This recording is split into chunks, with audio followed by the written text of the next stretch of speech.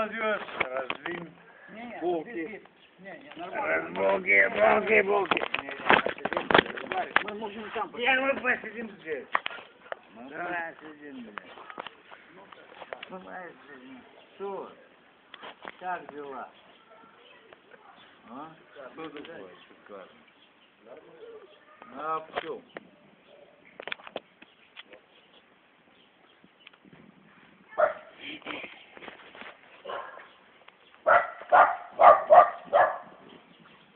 Что тут улыбится?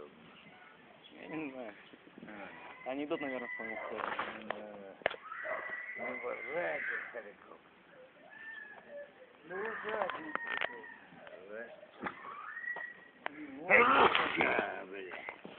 Они уважают стариков, которые очень много. Не знаю, потому что они не уважают. А что здесь? Ходили сегодня на ленту. На ленту. Ну так вспоминали, блядь.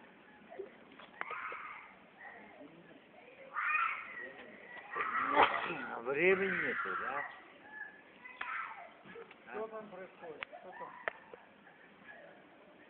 Ой, ебать.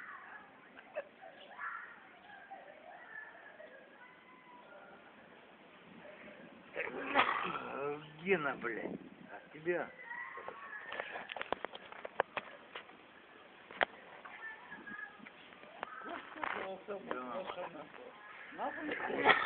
Нахуй, так, пацаны.